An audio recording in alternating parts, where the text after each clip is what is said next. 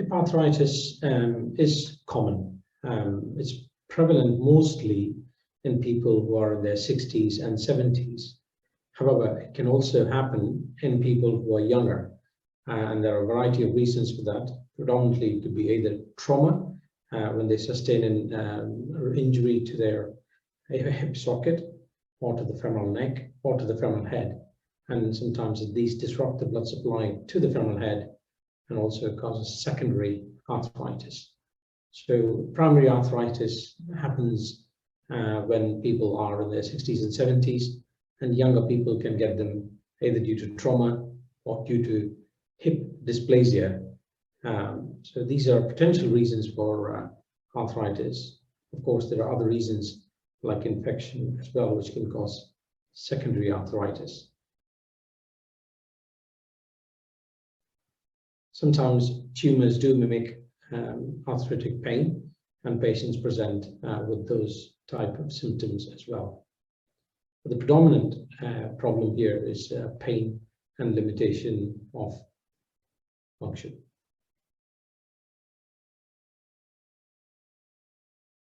Hip arthritis predominantly disturbs function and also causes pain.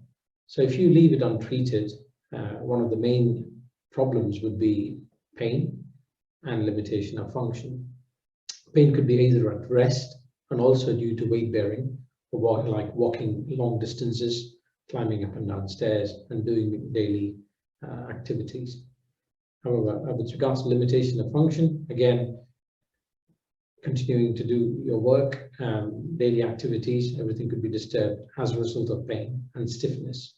So these are potential problems that a hip arthritis can lead to if left untreated. Most often, hip arthritis can be treated non-operatively in the early stages. However, when the pain becomes a predominant problem and is unable to continue with daily activities, and when the pain is present at rest, surgery is recommended. Stiffness is also a problem, and patients often have deformity, like a flexion deformity, and that means they're unable to straighten the hip well when they're lying down or when they're walking.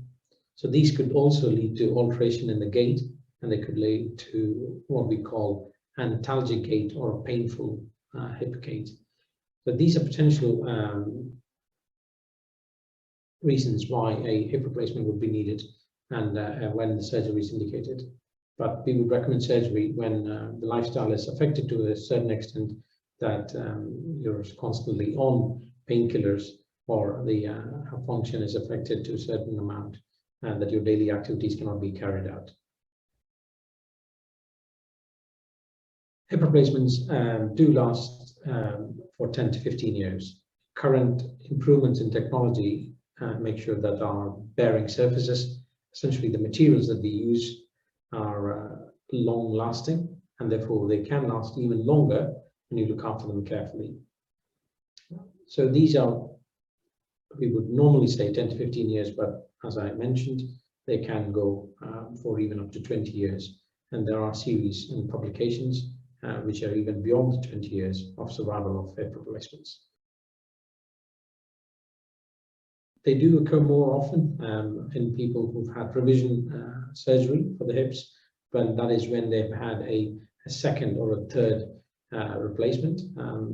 They can also happen more often in certain types of hip replacements, predominantly uncemented hip replacements, but the incidence is less than 10% in most hip replacements. They are usually at a few years after a hip replacement has been done, and when a patient sustains an injury as a result of a fall or even normal activity. These can well be treated.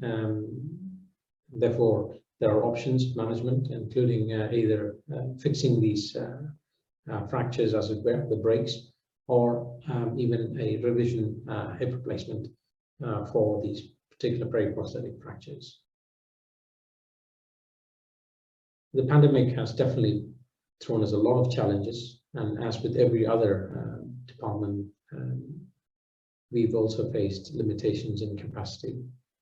Although the initial phase of pandemic, we stopped elective operations and only did emergency operations like fractures.